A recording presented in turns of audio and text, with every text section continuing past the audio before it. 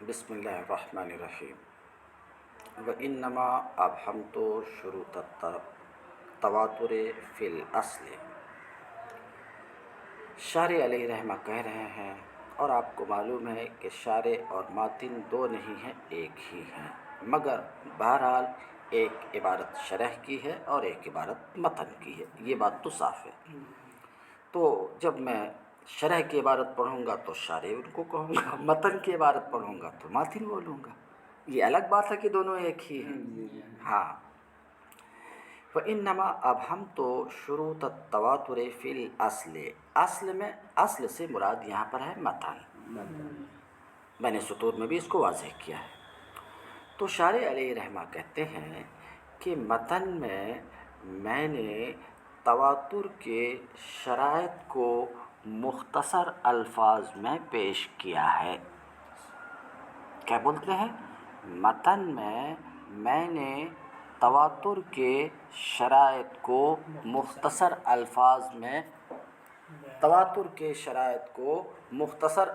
میں بیان کیا ہے۔ بات آپ سمجھ رہے ہیں؟ یہ بات سمجھ گئے کیا کہنا چاہ رہے ہیں؟ یہ کہنے کی ضرورت گویا کہ یہ ایک سوال کا جواب ہے کہ خبر متواتر کو بہت شارٹ لفظ میں، بہت قلیل الفاظ میں متن میں کیوں پیش کیا گیا ہے؟ بات آپ سمجھ رہے ہیں؟ یہ ایک سوال ہے، اس سوال کا یہ جواب دے رہے ہیں کہ متن میں نے تواتر کی بحث کو، یعنی خبر متواتر کی بحث کو مختصر الفاظ میں پیش کیا۔ کیوں؟ ذرا دھیان سے سنو۔ کیوں؟ اس لیے کہ یہ کتاب جو آپ کے سامنے کھلی ہوئی ہے اصول حدیث کی کتاب ہے۔ بات آپ سمجھ رہے ہیں؟ جس میں اصول حدیث، جس میں حدیث کی صحت اور ضعف کہ یہ حدیث صحیح ہے یا ضعیف ہے۔ میں رک کر کے آگے بڑھوں گا یہیں سے، لیکن ذرا سا روکتا ہوں بیچ میں۔ ابھی میں کہا اصول حدیث میں بحث ہوتی ہے حدیث کی صحت اور ضعف سے کہ یہ حدیث صحیح ہے یا ضعیف ہے۔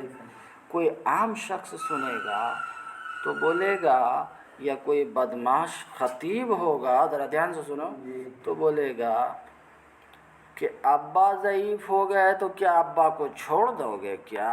حدیث ضعیف ہے تو حدیث کو کیسے چھوڑیں گے؟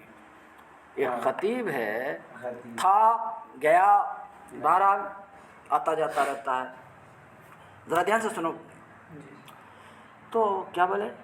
ابا ضعیف ہو جاتا تو چھوڑ دیتے کعبہ، ساؤتھ انڈیا میں ایک خطیب بولتا۔ تو جب ضعیف ابا کو نہیں چھوڑ سکتے تو ضعیف حدیث کو کیسا چھوڑیں گے؟ ایک یہ بولتا ہے، بیچارہ عام آدمی جانتا نہیں ہے، کیا کرے، سن لیتا۔ دوسری بات، پھر کوئی خطیب بہکاتا ہے، حدیث کیسا کمزور ہو سکتی ہے؟ حدیث رسول اللہ صلی اللہ علیہ وسلم کا قول و فعل کیسے کمزور ہو سکتا ہے؟ ابے الو، یہ بات تو صحیح ہے کہ رسول اللہ صلی اللہ علیہ وسلم کمزور نہیں ہے، رسول اللہ صلی اللہ علیہ وسلم کا قول بھی کمزور نہیں ہے، رسول اللہ صلی اللہ علیہ وسلم مضبوط ہیں، ان کا قول بھی مضبوط، یہ تو صحیح ہے۔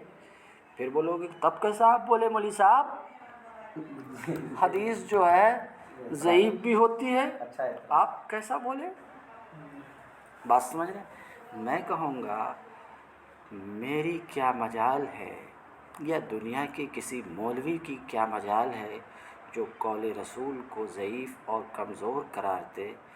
کوئی مولوی جب یہ کہتا کہ یہ حدیث ضعیف ہے تو اس کا مطلب یہ نہیں ہوتا کہ رسول کا قول ضعیف ہے، بلکہ اس کا مطلب یہ ہے کہ یہ رسول اللہ صلی اللہ علیہ وسلم کا قول ہے، یہ ضعیف ہے۔ کیا مطلب؟ یعنی اللہ کے رسول نے ایسا فرمایا ہے، یہ پکا طریقے پر ثابت نہیں ہے، اس بات کے ثبوت میں کمزوری ہے۔ تو رسول اللہ صلی اللہ علیہ وسلم کا قول ضعیف نہیں ہوتا، حدیث کمزور نہیں ہوتی، یعنی رسول اللہ صلی اللہ علیہ وسلم کی بات کمزور نہیں ہوتی، بلکہ ہم جب کسی حدیث کے بارے میں کہتے ہیں کہ یہ ضعیف ہے یا ایسی ہے تو وہ روایت کرنے والے کے اعتبار سے کہ اس حدیث کی روایت کرنے والے کیسے ہیں، اس حدیث کے بیان کرنے والے کس طرح کے لوگ ہیں، وہ لوگ اگر کمزور ہوتے ہیں، کیونکہ رسول اللہ صلی اللہ علیہ وسلم نے ایسا فرمایا، ہم نے تو اپنے کان سے نہیں سنا نا، جی وہ تو بتانے والے لوگ ہیں، جو بتانے والے لوگ ہیں جب وہ بھروسہ مند ہوں گے تب نہ ہم بھروسہ کریں گے کہ ہاں یقیناً رسول اللہ صلی اللہ علیہ وسلم کا یہ قول ہے، مگر وہی اگر کمزور ہوں گے تو بات تو کمزور ہو جائے گی۔ تو یہ کمزوری لوگوں بیان کرنے والے کے اعتبار سے ہے، حدیث کے اعتبار سے، نفس متن کے اعتبار سے نہیں ہے۔ یہ بات سمجھ گئے؟ بہرحال ہماری گفتگو یہ چل رہی تھی، اصل بات یہ تھی کہ شارح کہہ رہے ہیں کہ متن میں متواتر کی بحث کو بہت شارٹ کیا ہے، انما اب ہم تو شروط التواتر فی الاصل بہت شارٹ بیان کیا ہوں، کیوں؟ اس لیے کہ یہ کتاب اصول حدیث کی ہے، جس میں حدیث کی صحت و ضعف سمجھ گئے کہ یہ حدیث صحیح ہے یا ضعیف ہے، صحت و ضعف اور سند حدیث کے رجال، یعنی سند آپ جان چکے، حدیث بیان کرنے والے کو سند کہتے ہیں، سمجھ رہے ہیں؟ تو اس کے جو رجال ہیں، اس کے جو افراد ہیں، یہ بھی آپ سمجھ رہے ہو، سند حدیث کے رجال، سمجھ رہے ہیں، روات روایت کرنے والے، اور سیغے ادا،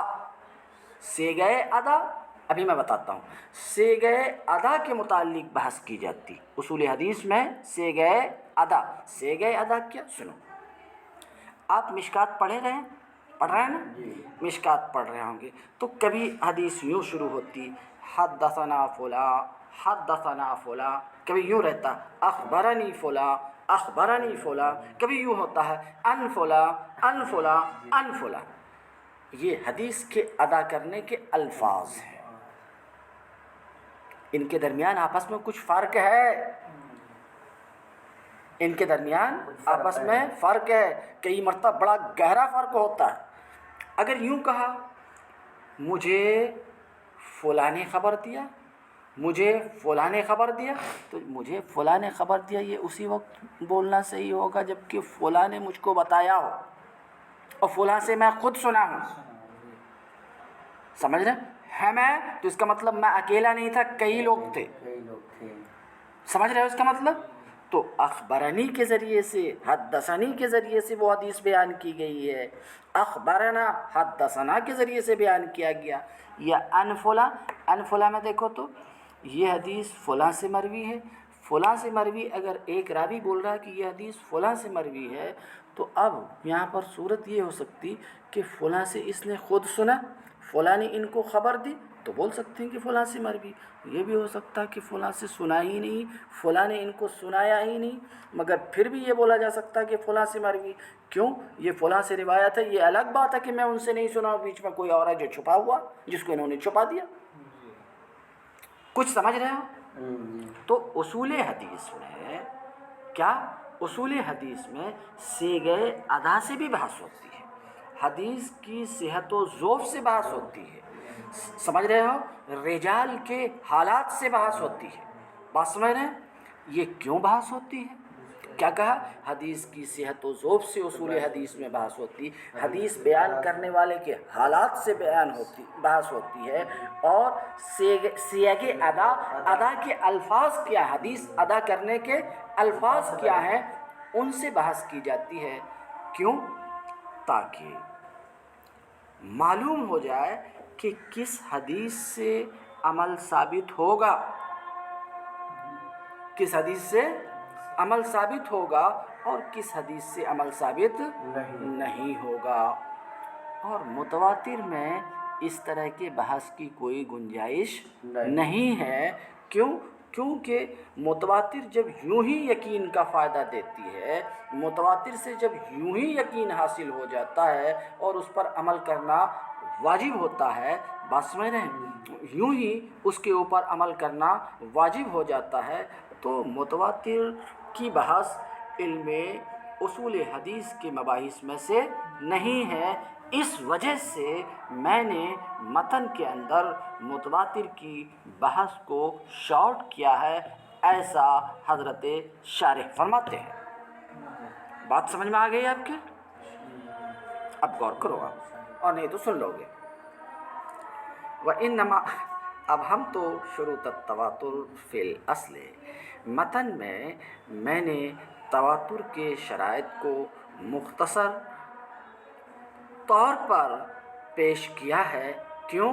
لِأَنَّهُ عَلَى هَذِهِ الْكَيْفِيَّةِ، اس لیے کہ خبر متواتر اس کیفیت پر، کس کیفیت پر؟ اس کیفیت پر جو متواتر کی بتائی گئی۔ کیا بتائی گئی؟ کہ متواتر وہ خبر ہے جس کی اسناد بلا تعین کثیر ہو، عادتاً ان کا کذب پر اتفاق محال ہو، یہ کثرت ابتدا سے انتہا تک یکساں ہو، کسی جگہ اس میں کمی نہ ہوئی ہو، سند کی انتہا امر حسی ہو، ان کی خبر سامع کو علم یقینی ضروری کا فائدہ دے۔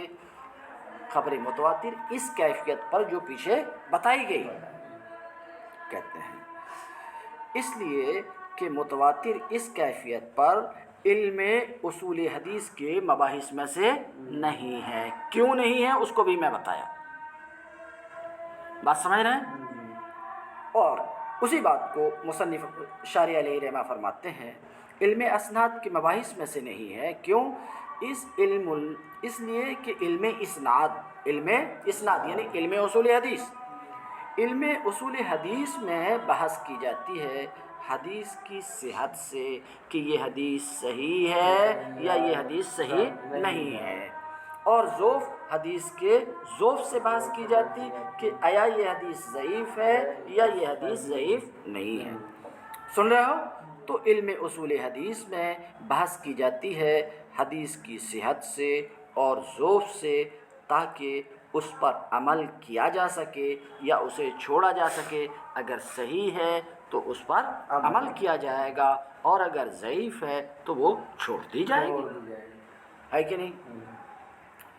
تو علم اسناد میں بحث کی جاتی ہے حدیث کی صحت و ضعف سے، تاکہ اس پر عمل کیا جا سکے یا اسے چھوڑا جا سکے۔ یہ کس اعتبار سے بحث ہوتی ہے؟ حدیث کی صحت و ضعف۔ فوراً اعتراض ہوا کہ حدیث کیسے صحیح؟ حدیث تو رسول اللہ صلی اللہ علیہ وسلم کا قول ہوتا، وہ کیسے ضعیف ہوگی؟ تو کہتے ہیں من حیث صفات الرجال، صفات رجال کے اعتبار سے، کہ جو بیان کرنے والے ہیں وہ کیسے ہیں، اس اعتبار سے، اور سیاگ ادا کے اعتبار سے۔ سیاگ ادا سمجھا چکا میں؟ سیاگ، سیگا کی جمع سیاگ، اور سیاگ ادا کے اعتبار سے، ادا کے الفاظ کے اعتبار سے۔ والمتواتر لا یبحث عن رجالہ، اور متواتر کے رجال سے بحث نہیں کی جاتی ہے۔ متواتر کے رجال سے بحث، ان کے رجال کے احوال سے بحث نہیں کہ کس طرح کے ہیں، ثقہ ہیں کہ نہیں، عادل ہیں کہ نہیں، بہترین حافظہ والے ہیں کہ نہیں، اس متواتر کے رجال سے بحث نہیں کی جاتی۔ کہتے ہیں اور متواتر کے رجال سے بحث نہیں کی جاتی ہے، سمجھ رہے ہیں؟ بل یجب العمل بہی، بلکہ متواتر پر تو عمل بغیر بحث کے واجب ہے، اس لیے کہ متواتر تو یوں ہی علم یقین کا فائدہ دیا کرتی ہے۔